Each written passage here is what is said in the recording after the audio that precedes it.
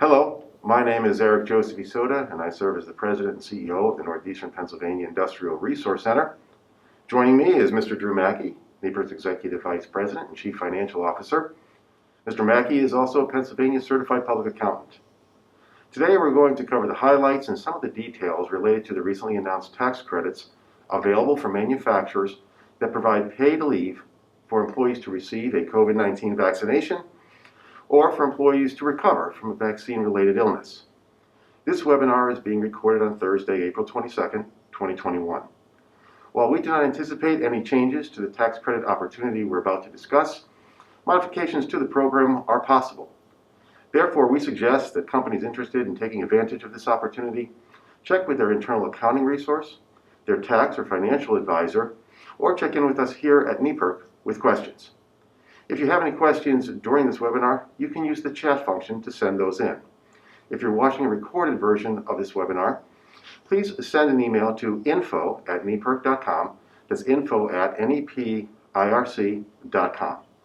If you send that question to us, please put tax credit question or something similar to that in the subject line so we can identify it right away and get back to you. We have a good number of companies already in attendance, so we can jump right in. Drew, can you please get us started with kind of like the Reader's Digest version of this tax credit?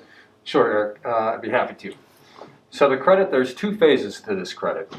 The first credit allows employers to give paid time off for employees to receive the vaccination and to recover from the vaccination. So when we get into the actual credit amount and the calculation of the credit amount, the credit's available for up to 80 hours per employee. And the maximum dollar amount per day is $511 per day. Okay, so that's the first credit that allows them to get the vaccination and then also to recover from the vaccination. It's a dollar for dollar credit, and that credit will be taken against the Medicare payroll tax portion of the 941 quarterly deposits. The second credit is similar to the credit that was available for the FMLA last year, where an employee taking time off to care for somebody quarantining or to provide care due to a closure of their school or their provider, the provider care for the child, that credit is capped at $200 a day, up to a total of $2,000. Now these credits are available for manufacturers and actually almost any business with under 500 employees. Thanks, Drew. One of the things we wanted to note about this is that this is a tax credit, not a tax deduction, which a manufacturer would usually get by virtue of having the payroll expense. So this is a real opportunity for savings for the companies. But you also identified a couple other facets that you found interesting about this credit. Sure. What makes this a really unique credit is that it's what they call a refundable credit.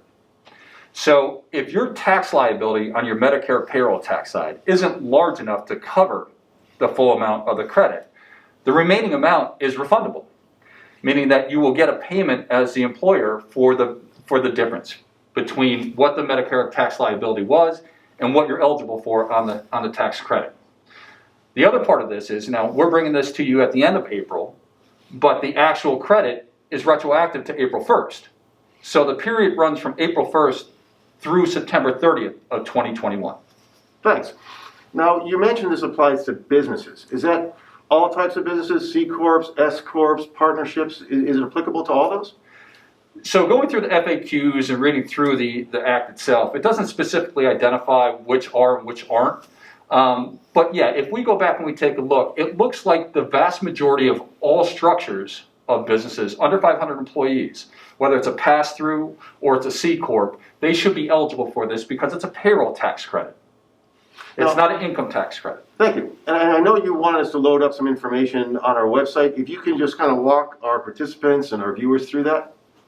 Yeah, so what we're doing now is, as Eric brings it up on the screen here, if you go to our website, as Eric mentioned earlier, nepirc.com, we have a direct link to some of the FAQs and some of the information on the credits themselves. So the FAQs, we have a couple FAQs up there, one from the IRS and then one from the Department of Labor.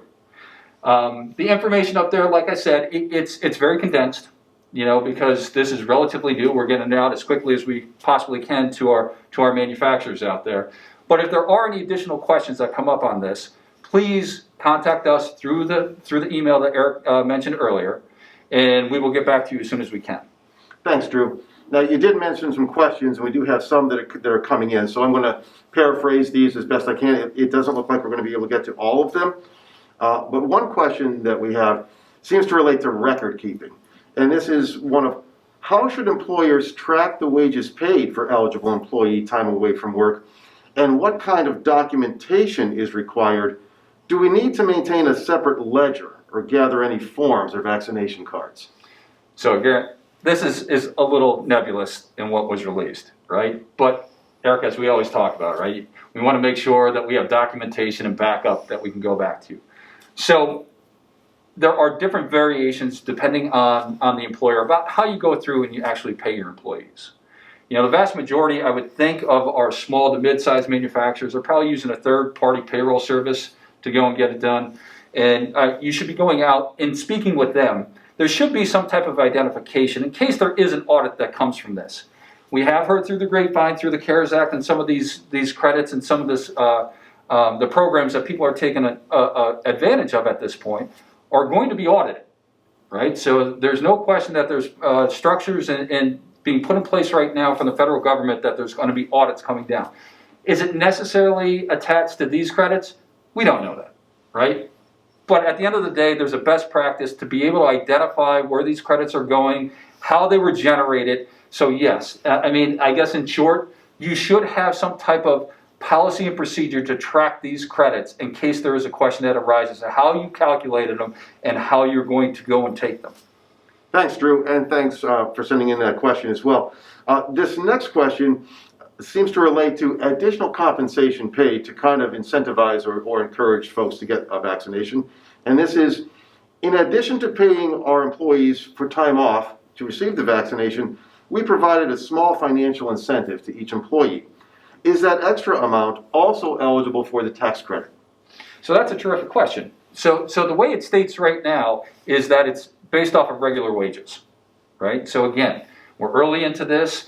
But it is a tax credit, right? So if the wages are considered and you're giving time off and you're going to pay them for their time, right? So it's normal pay for them even though they're taking it off. It's a dollar for dollar credit against a tax, a payroll tax. So as it states right now, it says regular pay. So incentives right now, again, if you're going to use it, make sure you document it and why you document it and why you used it. But right now, we're suggesting that you stick with your regular rate of pay for the credit. Thanks, Drew. You got a little bit ahead of this one, but I just want to point it out. One of our viewers asked, we use a payroll service provider. So let's say ADP or Paychex, they didn't indicate here. We received a couple questions actually of this nature. How should companies tie those service providers into this conversation? Is that something they need to do? Should we assume that they're taking care of this? What do you recommend? Right. So as I started to talk about it, those that have used third-party payroll providers, we know that there's all types of codes and categories that you can go and apply to this. So yes, my advice would be to contact whoever your customer service representative is with that third-party payroll provider and come up with a code, right? So we have sick pay, we have vacation pay, we have other types of time off, other types of PTO. It's not a major undertaking for them to go and create an additional code that you can go back and reference right to the payroll reports to show where you got your dollar amount from. Thanks, Drew. I know you touched upon this, but this also is a topic of a few questions. I'll read this one as close to verbatim as I can.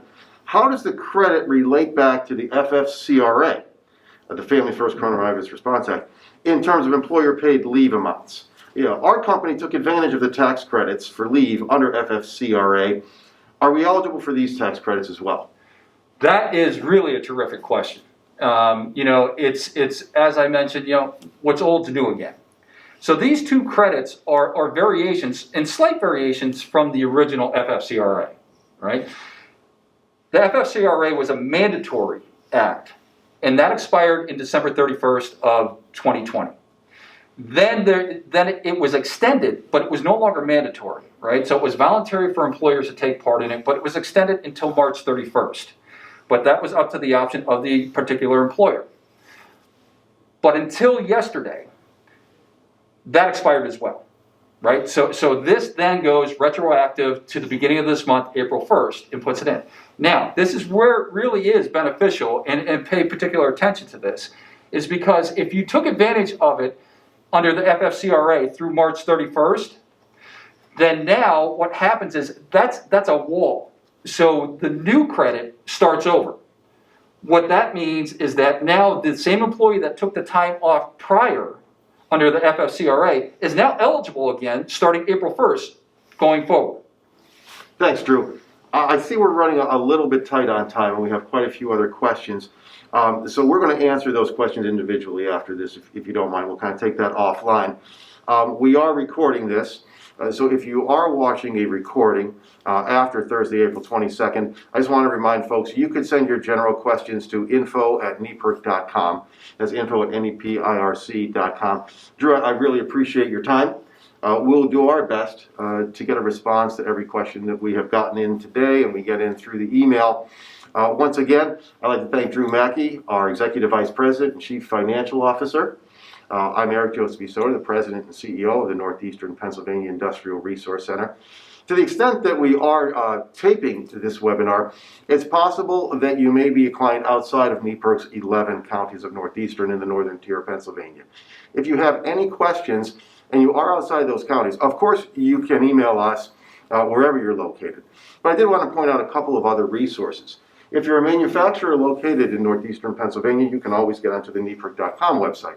If you're outside of our 11 counties, you can get onto PAMEP.org to find a local industrial resource center near you, 7 across the state of Pennsylvania, all working collaboratively to help our manufacturers grow and thrive.